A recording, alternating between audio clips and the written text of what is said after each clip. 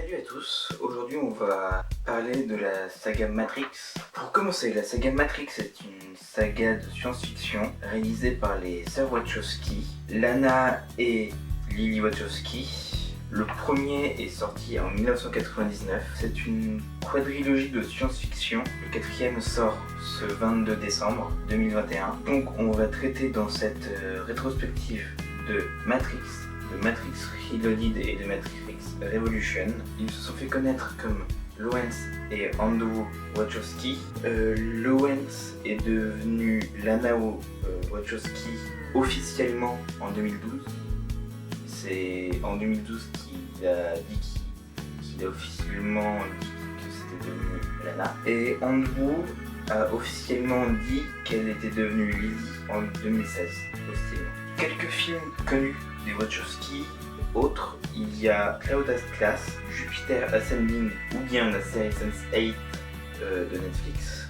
Ils sont aussi connus pour avoir produit le film V pour Vendetta, l'adaptation du comics. Et voilà, avant de vraiment passer au premier Matrix, il faut savoir que l'univers de Matrix a été développé sur d'autres supports, en jeux vidéo avec The Enter of the Matrix et The Matrix The Path of Neo, et Animatrix qui est une série animée, et bien sûr le film Matrix Resurrection qui sort là dans 2-3 semaines, ou qui est déjà sorti si vous regardez cette vidéo après. Matrix est un film des sœurs Wachowski sorti en 1999. Il est sorti 3 ans après leur premier film Bound. Dans ce premier Matrix, on y suit Thomas A. Anderson, un informaticien connu sous le nom de Neo, qui découvre qu'il vit dans une réalité virtuelle. Après cela, il sort de cette matrice pour revenir à un monde réel, dystopique, complètement détruit. Il devra aider la révolte faite par d'autres humains sortis de la matrice. On va commencer par l'élément central de ce film, la matrice. Il y a une grande différenciation entre la matrice et le monde réel. Premièrement, en termes de colorimétrie, la matrice c'est une dominante de vert. Le code de la matrice étant lui-même vert. Et dans la réalité, la couleur est beaucoup plus réaliste. Pour le monde en soi, il y a dans la matrice, il y a la représentation d'une ville relativement classique. C'est New York, si je ne me trompe pas. Les figurants, les gens qui vivent dans la ville sont en jean, t-shirt ou costume, enfin des choses assez classiques. Et les personnages principaux sont habillés en tenue souvent très noire, à part Séraphin dans le 2. Du coup, les personnages principaux sont habillés en cuir noir souvent, à part Neo qui est habillé tout en noir. Et Neo passe des habits classiques des gens de la matrice, jean t-shirt, aux habits en cuir noir. Contrairement à la matrice, dans la réalité, c'est assez sale, assez oppressant. Il n'y a pas réellement de villes, et les rares villes ne sont pas aussi entre guillemets belles et développées. Quand je dis belles et développées, c'est dans le sens qu'il n'y a pas vraiment d'immeubles, etc.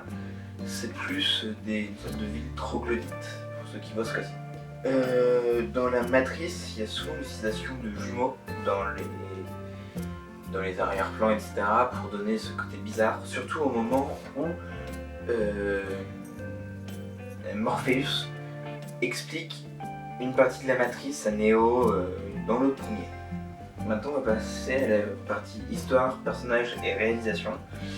À savoir que l'élément présent au début de chaque film, c'est des lignes de code qui permettent de faire apparaître le titre du film. Et important à noter, là on va passer vraiment au tout début du film. Le premier Matrix commence par des lignes de code avec des voix off. Puis on suit des policiers, c'est vraiment le tout début du film. Et là c'est la première vraie apparition de Trinity, le personnage féminin principal de la trilogie. Dès la toute première séquence en termes de réalisation, il y a l'utilisation du bullet time, à peu près à 2 minutes 30, 2 minutes 20, 2 minutes 30 du film. On voit aussi des sortes de capacités spéciales des personnages. Ils arrivent à courir sur des murs assez hauts quand même. Et aussi l'utilisation de beaucoup de travelling. Et là on est vraiment in medias res, on est directement dans l'action. avant de découvrir le personnage principal, Neo. Parce que dans ce film-là, on découvre pas Neo dès le début, on découvre le Neo au bout de 5 minutes, 5-6 minutes de film.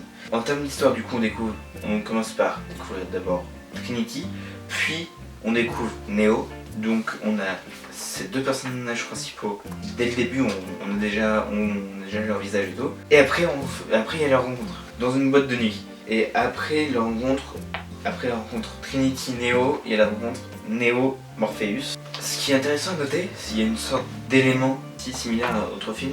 Dans les trois films, il y a une séquence dans une boîte de nuit. À chaque fois, pour soit un élément important pour le 1 et le 3 de l'histoire, soit un élément important du couple Neo-Trinity. Parce que dans cette boîte, dans le 1, c'est la rencontre entre Neo et Trinity qui se passe dans une boîte. Et dans Reloaded, c'est la première scène d'amour entre les deux personnages, étant parallèle à une scène de boîte. Une simili-scène de boîte, bien sûr. Chose importante à noter, au début de ce film, Neo, c'est nous. Il se demande qu'est-ce que la matrice. Dans l'idée, la matrice, c'est une sorte d'énorme ordinateur. Dans l'idée, bien sûr. Avec des tons de chargement et des images résiduelles.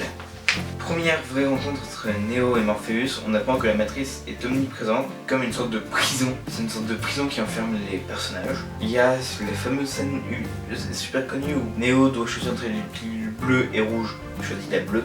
Et chose importante, dès ce premier film là, il y a de la pluie. Il y a de la pluie avant que Neo rencontre Morpheus, qui peut être déjà premièrement lié aux lignes de code, parce que la colorimétrie est verte dans la matrice, donc ça fait une pluie verte, similaire aux lignes de code. Et il y a aussi l'évocation d'Alice au Pays des Merveilles, dès ce film là, dès le début, par Suis le lapin blanc. Normalement dans la bande-annonce de Matrix 4, il y a l'évocation aussi d'Alice au Pays des Merveilles. Dans le premier, il y a aussi la femme avec le tatouage, et voilà, redite d'Alice au Pays des Merveilles. Il y a quelque chose d'intéressant, c'est dès le début on voit les capacités des personnes sorties de la matrice, comme Trinity, et après on voit l'entraînement de Neo pour voir comment ils ont pu avoir ces capacités-là, et c'est ce qui est relativement intéressant. Et c'est des arts martiaux, pour ceux qui veulent savoir, c'est beaucoup d'arts martiaux dans ce film. Dans ce premier Matrix, il y a une très bonne caractérisation des personnages.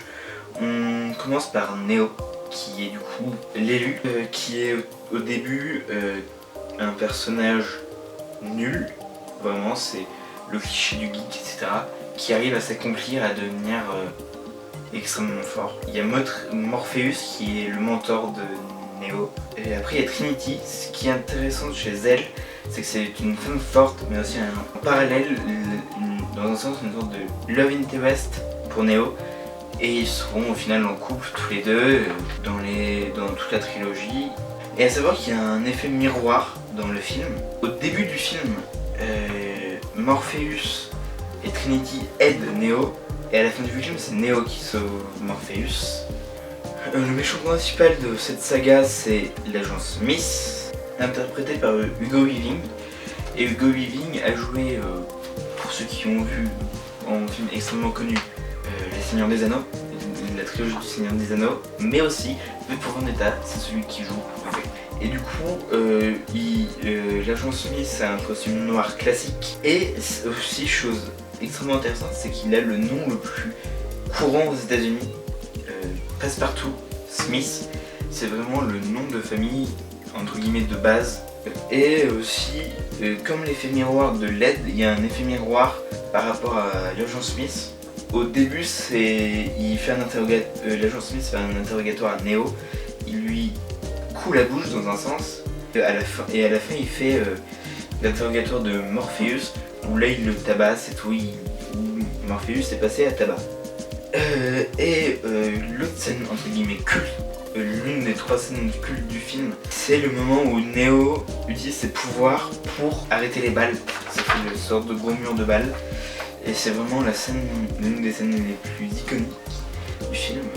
Et j'ai oublié de parler de la troisième, le moment où je parle de bullet time, c'est le moment le plus iconique du bullet time. C'est bien sûr le moment où Neo se baisse et où la caméra tourne autour de lui, qui donne un effet assez étrange. Voilà, j'espère que cette vidéo vous a plu.